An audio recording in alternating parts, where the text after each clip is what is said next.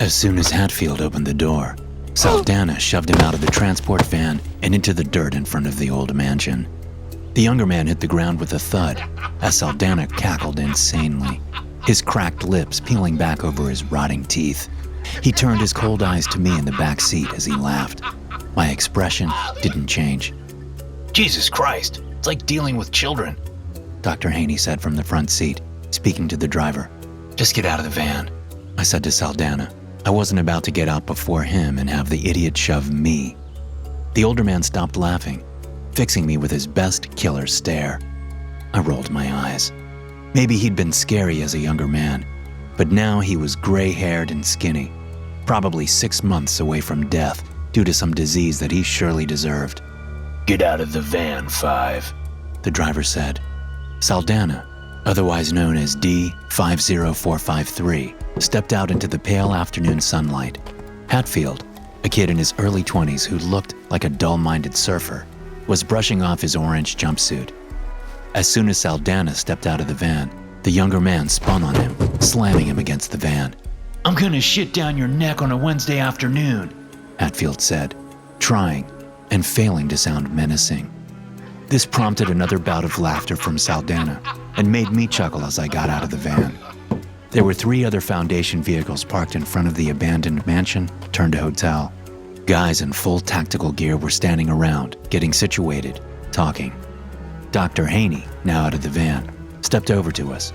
All right, he said, holding out our earpieces in one hand. You know what you need to do. You've seen the floor plans. You're to go directly to that room on the 3rd floor. Do not dawdle. Do not go into any other room. Understand? The 3 of us in our bright orange jumpsuits said we understood, fixing our earpieces in place.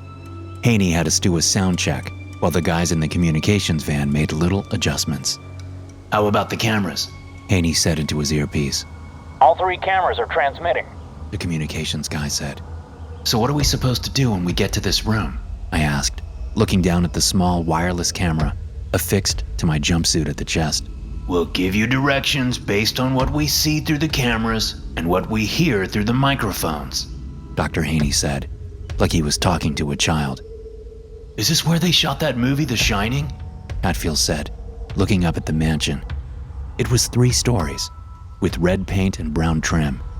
In the watery sunlight that the thin autumn cloud cover let through, the place did look like it belonged in a horror movie. Oh, I love that movie, Saldanha said with a squeal of delight. Only problem is, the good guy dies. You're a fucking idiot, Hatfield said. The father is the bad guy. The hotel is the bad guy, I said, unable to keep out of the ridiculous argument. That's enough, Haney said. You 3 stick together in there and stick to the plan. You know what will happen if you disobey my orders. He was speaking to all of us, but looking at Saldanha.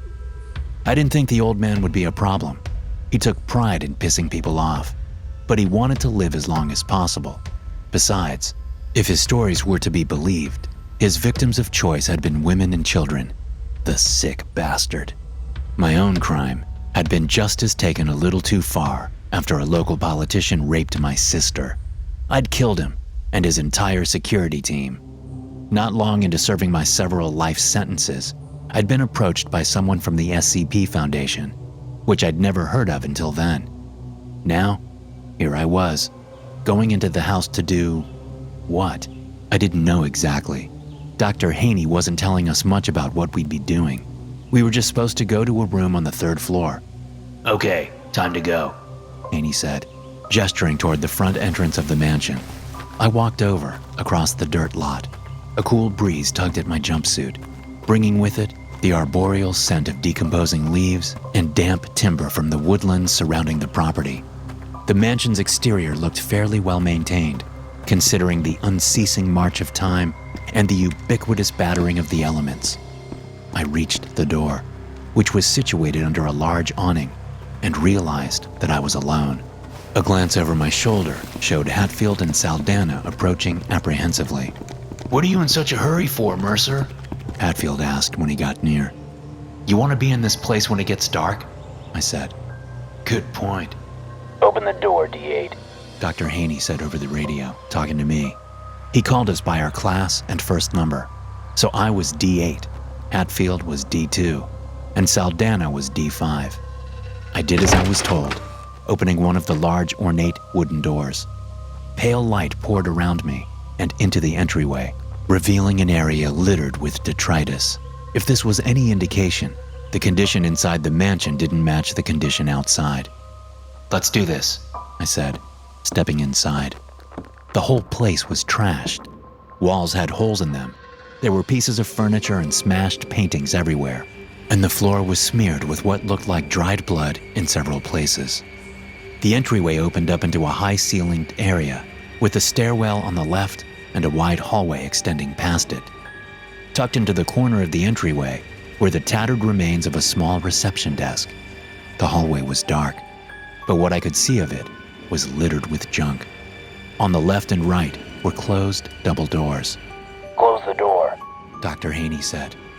Close it? Hatfield protested. Why? Saldanha, the last one in, slammed the door shut as he laughed in Hatfield's face.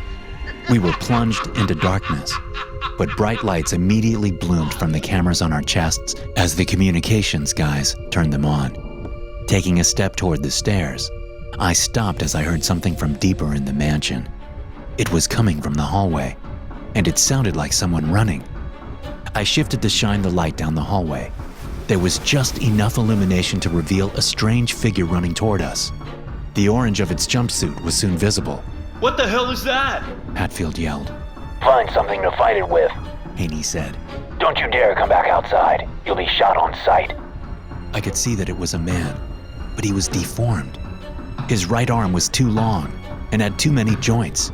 He held it above his head as he ran, and it flailed insanely, smacking against the walls. His head was completely hairless, but strangely malformed. It bulged up and out in the back.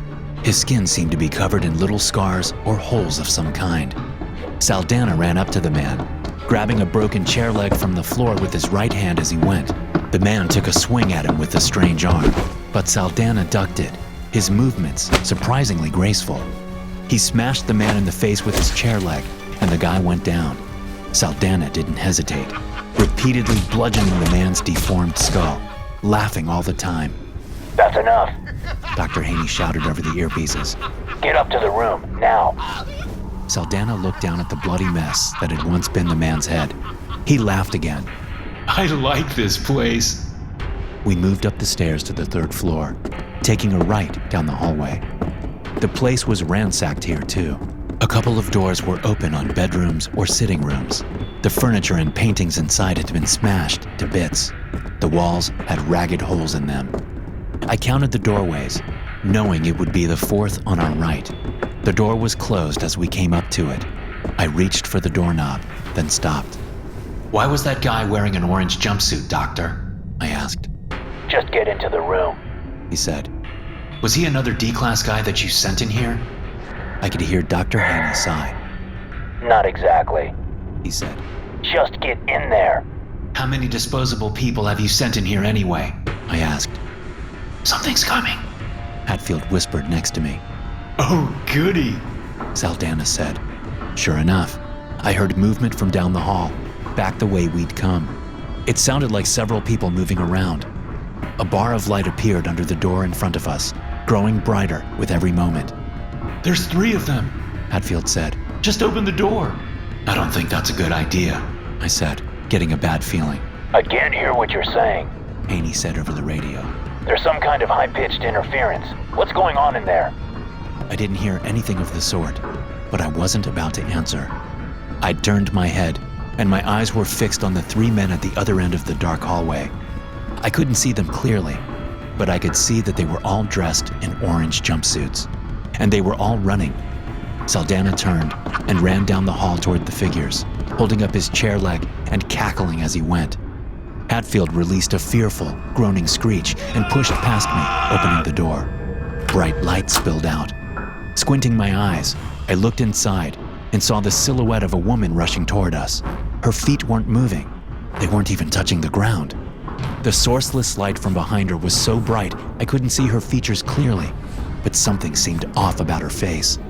I stepped back from the door just as the floating woman crashed into a wide-eyed Hatfield. The two of them flew across the hallway and smashed through the door opposite. From inside the room, I could hear Hatfield's scream, a noise that faded to a hoarse, gurgling sound. I backed away down the hall, turning to see what had happened to Saldana. I spotted him immediately, 15 yards away. Only he looked different. He was crouching over something, half turned away from me, and two other figures were next to him in the hallway, figures that looked familiar. Something had clearly happened to his camera because there was no longer light shining from his chest. Still, the bright light from the open doorway provided enough illumination for me to make him out, and it looked like he'd been injured. Saldana? I said. He turned to look at me, and I saw at once that his eyelids were gone. He said nothing as he stood up, the movement revealing what he was crouching over. My mind couldn't rectify what it was seeing. There was another Saldana lying on the floor in the hallway, his limbs twisted at unnatural angles. Then the other two figures stepped forward into the spill of light from the room, and I found myself looking at me, only it was me with a large, warped jaw and a nose that looked as if it had been sealed shut, the nostrils pressed and melted together somehow. The other figure was a deformed version of Hatfield, with one eye sealed shut, a lumpy head, and strange patchy skin along his face and neck. Suddenly, I understood what this place did. It imperfectly replicated anyone who stepped inside. I glanced quickly over my shoulder to see that I was about 10 yards from the end of the hallway, where a boarded-up window was. The three deformed replicas, having dispatched the real Saldana, moved toward me as one. I turned and ran down the hallway, reaching the window and digging my fingers under a loose corner of the board as footsteps banged toward me. I wrenched the board off, letting the watery sunlight paint a rectangle on the floor. Turning to look, I saw that there were now more than 3 replicas rushing toward me. There were more Hatfields lumbering out of the room. At a glance, I counted 6, but there were more coming, each with a different deformity. I threw the board at the original trio, buying myself a precious second or two. I climbed out the window, looking down at the little awning over the front door 2 stories below me. About a dozen Foundation guards looked up at me from the ground, one of them barking orders I couldn't make out. Hanging from the window, I reached my toes down toward the second-floor windowsill. My plan was to get down to the second-floor window, then jump down onto the awning, and then finally to the ground. A deformed version of me appeared through the open window, looking down into my eyes. He reached for me, and I let go, hoping to balance on my toes for long enough to find another handhold. My toes slipped. I scraped my shins along the windowsill before my knees smashed into it. My hands were scrambling for purchase, unable to find any, until my knees hit, the impact sending me falling away from the house. I smashed into the awning back first, the eruption of pain so sharp and definitive that I knew something was broken, even before I rolled off and fell to the ground, landing in a pile near the front door. Gunfire erupted from the yard, but I couldn't see what was happening. I didn't care. The pain was all I could focus on in those moments before consciousness finally slipped away. I had no idea how much time had passed when I woke up again, but there was still some daylight left. Someone was dragging me, sending embers of pain racing through my back and my left arm. There were bodies littering the yard, those of Foundation security personnel, and I quickly realized I was being pulled toward the house. Struggling, I lifted my head up and looked at the man in the orange jumpsuit who was dragging me. It was a version of Hatfield, with one overly long and disjointed leg. He limped heavily as he dragged me under the awning. I tried to move, to resist, to call out. What little effort I mustered didn't impede his progress much at all. He dragged me up over the threshold, the pain in my back blurring my vision and fuzzing my consciousness. When he had me inside, he shut the door, leaving me in the darkness. Then, seemingly out of nowhere, a woman appeared above me. Her eyes were empty sockets of black tinged with the occasional red glow, as if there were a deep fire inside her, and the glow was from the flames licking at new fuel. She had a permanent smile on her face, but not a real one. Her lips and cheeks had been carved away, revealing her yellow teeth and the musculature of her jaw. She wore a raggedy dress from the early 20th century, one that had been beautiful, but was now ravaged by time and hard use. She leaned over me, seeming to study my face. Then she placed a hand on my chest. I watched her dirty, claw-fingered hand sink into my chest. The pain I felt was 10 times what I'd experienced when falling from the 3rd floor. And before I lost all touch of reality, I saw what she wanted. I saw that she was making an army, that she'd been gathering power. With every new person the Foundation sent in, with every experiment they did, they were making her more powerful. I was the last piece of the puzzle. With me, she could make enough replicas to leave the mansion, expanding her reach as she pulled more and more of humanity into her grasp. And there was nothing anyone could do to stop her. SCP-1919 is an early 20th century hotel and converted mansion. From the outside, it looks much as it did when it was first built. On the inside, however, the building is massively decrepit and looks like it has been abandoned since its creation. Many floorboards and ceilings are rotten or absent entirely, and various forms of damage cover much of the interior. Entry of the hotel by a human results in the appearance of a number of humanoid beings throughout the building, resembling the subject and wearing and carrying anything the subject possesses with them on arrival. These creatures, collectively labeled SCP-1919-1, typically vary from the original in several physical aspects.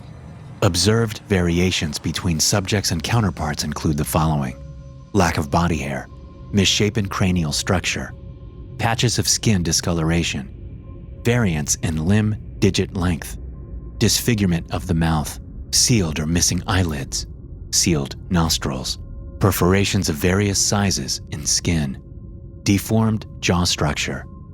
SCP-1919-1 is responsible for the decrepit state of the building. Individuals have been recorded upending furniture, tearing out floorboards, damaging pipes, and otherwise causing small-scale destruction. All observed creatures labeled SCP-1919-1 have behaved in a similar manner. Individually, they act aggressively with or without provocation, attempting to damage objects and structures at random. They also demonstrate a marked increase in hostility once they locate the subject or subjects who enter SCP-1919. It is currently believed that a single being, possibly female, is responsible for all the anomalous activity within the structure. Hey guys, thanks for listening. Be sure to subscribe to the podcast for more SCP stories like this one. You can also check out some more episodes from the SCP Experience podcast here. I'll see you in the next one.